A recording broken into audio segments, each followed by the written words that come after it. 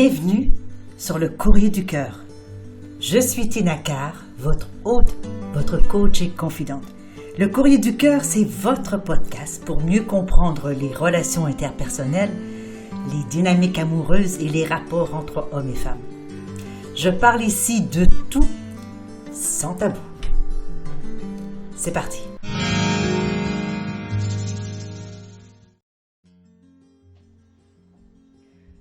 Je reçois aujourd'hui une lettre qui provient de Suzy. La lettre est très courte, qui va comme suit. Bonjour Tina, j'ai besoin d'aide s'il te plaît. Voilà, j'ai menti à mon conjoint et il l'a découvert. En 9 ans de relation, je ne lui ai jamais menti. Et maintenant, il me dit qu'il n'a plus confiance en moi et pense même à la séparation. Comment faire pour que cela n'arrive pas? Chère Suzy, tout d'abord, je vous remercie d'avoir gentiment envoyé ce petit mot à notre équipe et je suis certaine que ce petit message va toucher plusieurs personnes parce que oui, dans un couple, il y a des frictions, il y a des problèmes, il y a des soucis, il y a des hauts, il y a des bas, il y a du bonheur aussi, il ne faut pas oublier quand même. Alors, vous avez menti à votre partenaire une fois. Apparemment, vous lui dites que c'est la première fois en 9 ans que cela arrive. Ce qui serait intéressant de savoir, et c'est un petit peu difficile pour moi à ce moment-ci de vous répondre, c'est-à-dire quelle est la nature du mensonge. Est-ce que le mensonge est d'ordre du quotidien, c'est-à-dire je suis rentrée tard parce que je suis allée voir mes potes alors que finalement, je suis allée jouer au casino. Je rentre tard de travailler alors que finalement je suis simplement allée prendre une bière, ou est-ce que je rentre tard de travailler parce que en dessous de ça il y a une aventure. Donc c'est difficile pour moi de vraiment vous orienter vers une solution, vous donner des conseils à ce stade-ci parce que je ne connais pas la nature du mensonge. Quoi qu'il en soit, l'idée de mentir peut être très problématique dans une relation. Pourquoi? Bien, premièrement, parce qu'il faut déjà savoir ou connaître, tout au moins, les valeurs et les contre-valeurs de notre partenaire. Pourquoi est-ce que c'est si important? Eh bien, parce que si, par exemple, la contre-valeur de votre partenaire, c'est le mensonge, vous pensez bien que dès qu'il y aura un mensonge, ceci va prendre des grandes proportions parce que ça va avoir frappé de plein fouet sa contre-valeur. Au même titre que si votre valeur, c'est l'honnêteté, il est entendu que s'il y a mensonge, l'honnêteté, qui est une valeur profonde, va avoir été touchée, donc ça va causer souci. Alors, il serait important déjà de déterminer quelles sont les valeurs de votre couple et s'il a estimé avoir transgresser ces valeurs-là, ou bien si pour lui c'est une valeur, une contre-valeur qui n'a pas vraiment d'importance.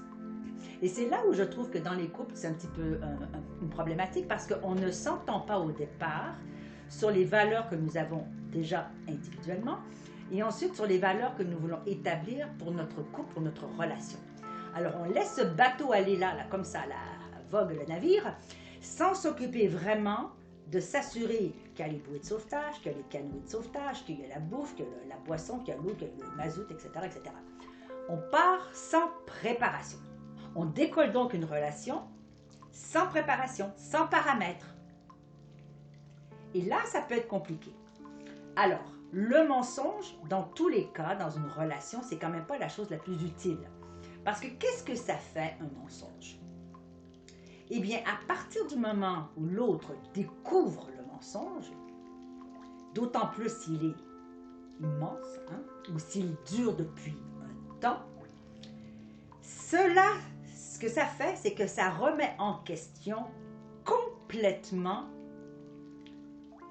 finalement, l'intelligence émotionnelle de la personne qui a subi le mensonge.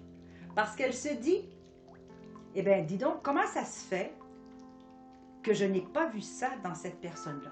Comment ça se fait que je n'ai pas détecté chez cette personne-là qu'il avait ce trait de personnalité de mentir? Alors, vous me dites ici que vous avez menti qu'une seule fois. Alors là, il faudrait voir, est-ce que votre partenaire prend cette excuse-là pour quitter, ce qui peut être une option, ou est-ce que le mensonge est si grand et si douloureux que le partenaire en question, votre partenaire, n'est pas en mesure donc de passer par-dessus et vous pardonner, ou du moins, tout au moins comprendre ce qui s'est passé? Ou bien tout simplement, c'est que pour lui, le mensonge n'a pas lieu d'être et la confiance qu'il a en vous, c'est complètement effrité. C'est pour ça qu'il est vraiment important dans la vie de mettre en place ce que vous désirez au sein de votre couple et ce que vous ne désirez pas au sein de votre couple. Qu'est-ce qui va être accepté et qu'est-ce qui ne sera pas accepté? Alors, si pour vous, un petit mensonge valait rien, il faudrait voir avec votre partenaire quelle implication est-ce que ce mensonge a pour lui. Qu'est-ce que ça vient résonner chez lui, ce mensonge? Et là, je ne parle même pas de la teneur du mensonge parce que j'en sais rien, mais je vous parle du principe de mentir. Est-ce que cela réveille chez lui, peut-être, une blessure d'humiliation ou d'injustice ou de trahison, de rejet, d'abandon, on ne sait pas.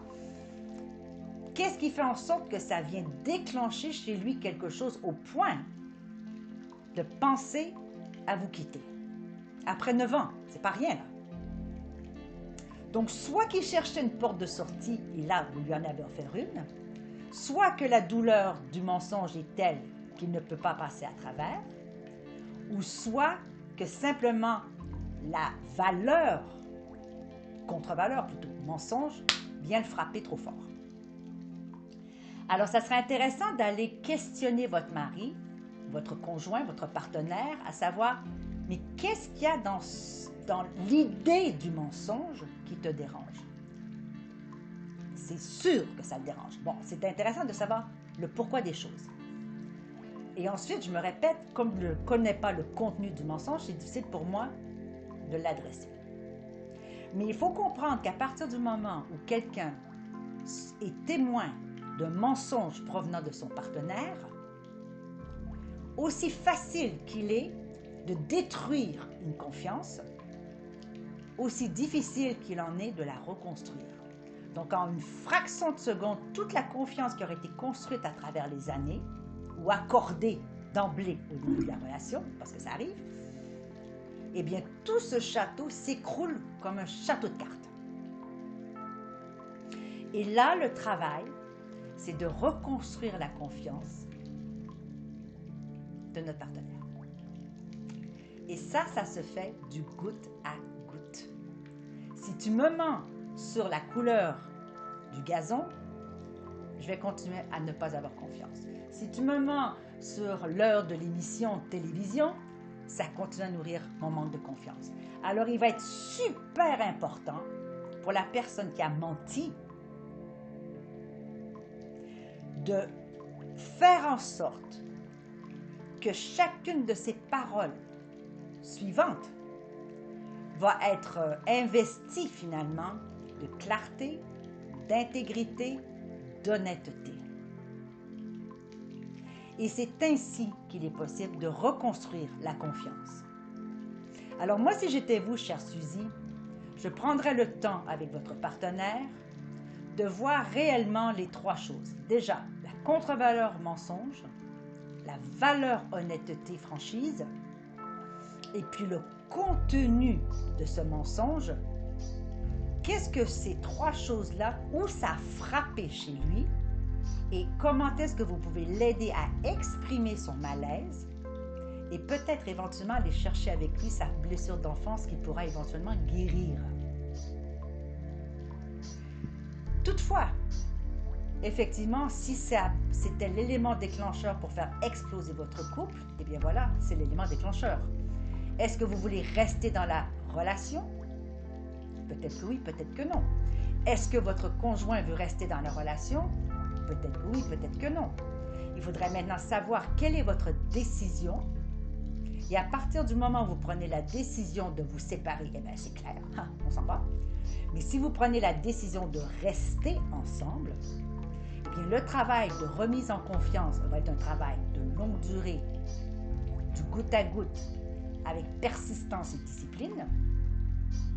Et puis le choix d'investir dans votre couple, parce qu'il y a eu mensonge, parce qu'il y a eu trahison, eh bien, il va falloir vous mettre tout votre petit change, si je peux dire, pour pouvoir adoucir finalement les doutes, adoucir les questionnements et surtout enlever l'insécurité qui a été causée à la relation à cause du mensonge.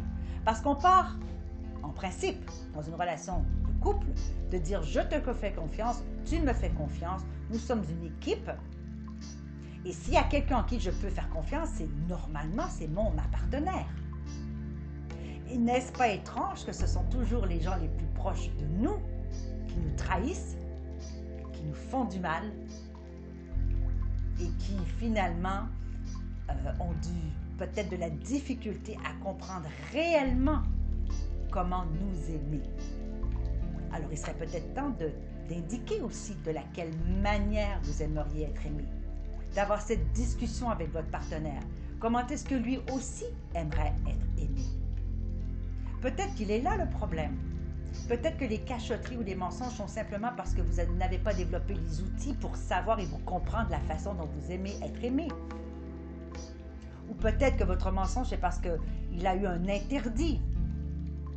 Il ne veut pas que vous fassiez quelque chose, donc vous lui avez menti. Donc si cette manque de liberté vous a poussé à mentir, eh bien, il faudrait peut-être revoir aussi cette valeur liberté. Quels sont les paramètres de la liberté que vous pouvez avoir et que vous pouvez octroyer à votre partenaire? Quelle est la liberté que vous octroyez entre vous? Si c'est, je ne sais pas, vous avez menti pour un déplacement, pour une soirée, pour un ami, pour je ne sais quoi, eh bien, il faut pouvoir justifier à quelque part la raison de ce mensonge à votre partenaire parce qu'il part du principe que dans le couple, il devrait vous faire confiance. Et vous devriez normalement lui faire confiance assez pour lui dire la vérité. Alors, je sais que nous sommes dans un monde d'images, de faux tout. Faux style, faux cul, faux sein, faux profil, faux. Tout est faux. Il est difficile dans toute cette mascarade dans laquelle nous vivons d'être assez intègre à soi, assez honnête pour dire les choses. Parce que quand on dit les choses, on doit assumer la conséquence. Alors si je mens, je risque d'assumer la conséquence d'une séparation.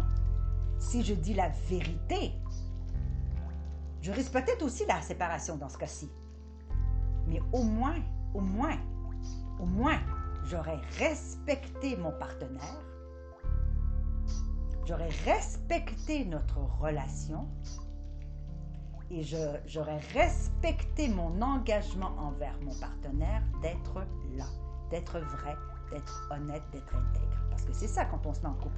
On ne se met pas en couple en lui promettant qu'on va être une mascarade, qu'on va être un clown déguisé. Hein? On s'offre à soi, de soi à l'autre, de l'autre à nous. Alors moi, je vous dirais, chère Suzy, à ce stade-ci, allez à la pêche. Vous savez, vous connaissez un peu depuis un petit moment, je vous dis toujours, posez les questions. Vous ne savez pas, posez les questions. Posez des questions ouvertes.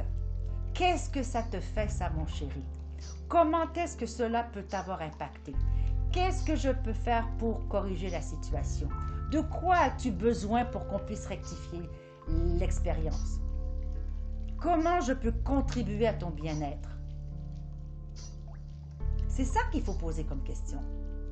Et pas accuser l'autre, bah oui, mais voilà, t'es fâché, pourquoi t'es fâché? Non, il est blessé parce qu'il a été trahi par un mensonge petit ou gros. Alors, allez voir ce que ça lui a fait réellement afin de pouvoir adresser cette problématique-là avec lui, d'aller comprendre d'où vient cet élément déclencheur qui a réveillé chez lui une souffrance, c'est certain, puisqu'il est presque sur le point de partir. Alors, si vous tenez à votre relation, si vous tenez à votre partenaire, il est temps de vous rassembler, de mettre les cartes sur table, d'être honnête. Parce que dans la vie, j'ai comme principe, mieux vaut être honnête et perdre que de mentir et de jouer la mascarade. Parce que mentir, c'est compliqué. Il faut tenir un rôle qui ne nous appartient pas. Il faut intégrer des histoires qui ne nous appartiennent pas. Et ensuite, il faut tenir le fort, c'est-à-dire qu'il faut se souvenir de tous ces mensonges. Et ça, c'est compliqué. Alors moi, je vous dirais, ayez la conversation, essayez de vous entraider, de donner vos raisons pour lesquelles vous avez menti et qu'il puisse vous donner vos raisons pour lesquelles ça lui a fait du mal. Et essayez ensemble, en versant de l'amour dans votre pot commun, de trouver une manière de passer à travers cet épisode, de mettre en place les paramètres pour que ça ne se reproduise plus, et puis continuez. Lâchez pas. 9 ans de relation, c'est énorme. À moins que ça soit un goujat et un salaud de première, j'ai pour principe de dire que si vous changez ou s'il part, on n'aura pas guéri, on n'aura pas évolué, et la seule chose qui va se reproduire, c'est que vous allez dans une autre relation, ou votre conjoint dans une autre relation, va avoir les mêmes problèmes, les mêmes soucis, les mêmes éléments déclencheurs, les mêmes douleurs qui ne seront pas guéris. Alors voilà, ma chère Suzy, l'amour, aimer, être en couple, c'est ça. C'est prendre l'autre lorsqu'on a fait une connerie, et puis essayer de corriger la situation et prouver à l'autre combien finalement nous sommes responsables de nos bêtises. Nous sommes conscients que ces bêtises-là ont affecté l'autre et de quelle manière cela l'a affecté et combien tout ceci a ébranlé la relation. Alors là, il faut remettre des piliers, il faut remettre des cordes, il faut remettre des sangles, il faut remettre des clous, il faut remettre une structure solide pour pouvoir passer par-dessus ça et continuer.